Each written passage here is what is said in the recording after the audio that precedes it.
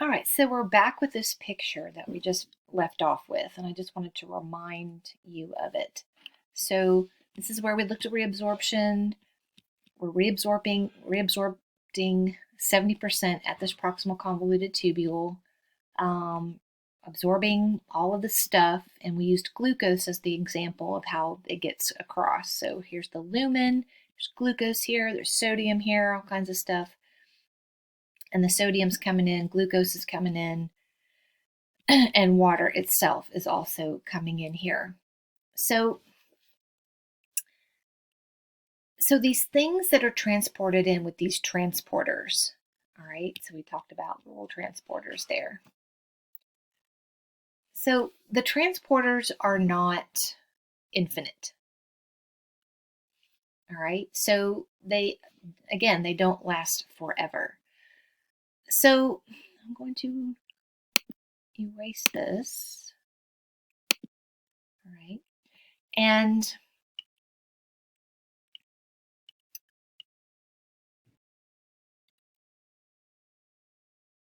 all right, so again, the transporters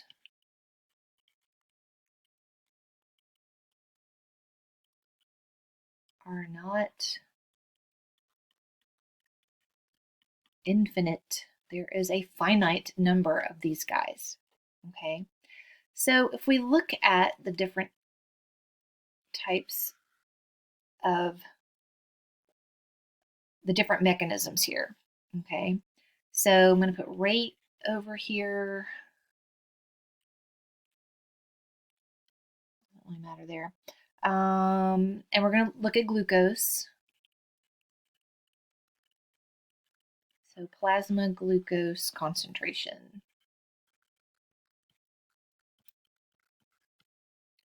Concentration. Okay, so first we need to look at filtration.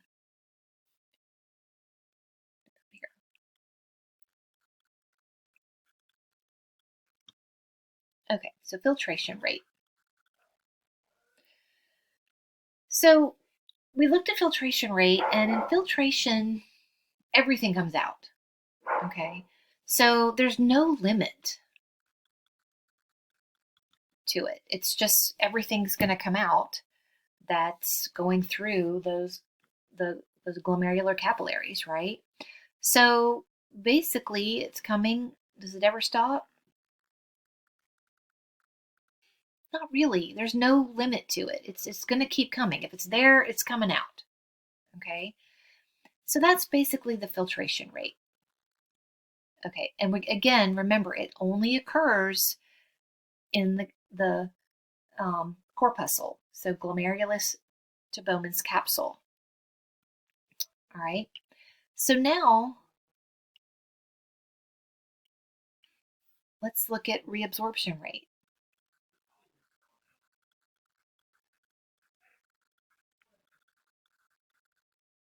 Reabsorption rate.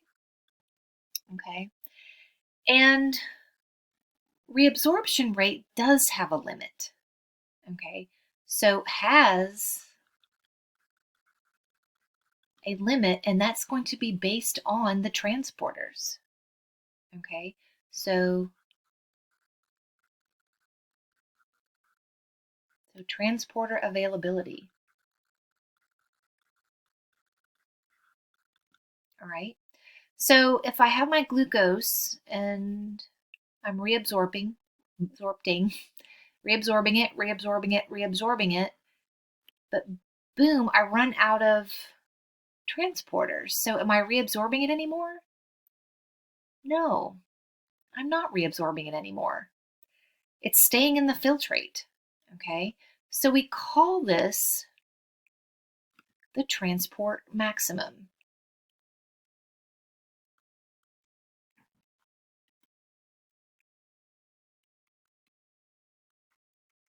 Transport maximum, okay? So we've come up here, we've run out of transporters, glucose is staying in the filtrate now, okay? So let's look at excretion.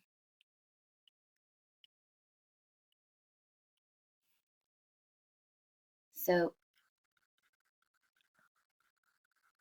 excretion rate. Okay. So, and we're talking about glucose, right? So if glucose, we start here, glucose is being reabsorbed. So is it being excreted? No, it's not being excreted. Zero is being excreted, 0, 0, 0, 0, 0, boom. Now we're at transport maximum. So glucose is staying in the filtrate. What's left of the glucose anyway is remaining in the filtrate. So at this point, we're starting to excrete glucose in the urine. Okay, and as long as there's no more transporters, we're going to continue excreting the glucose. Okay, so once transport maximum is reached, then in this case, glucose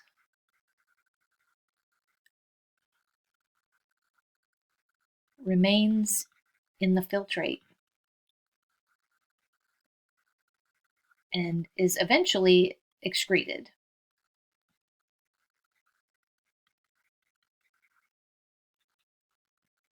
In the urine.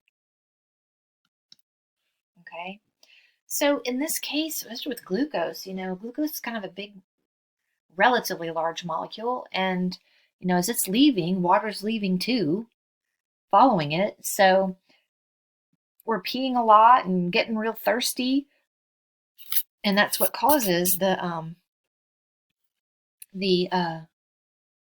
symptoms of thirst and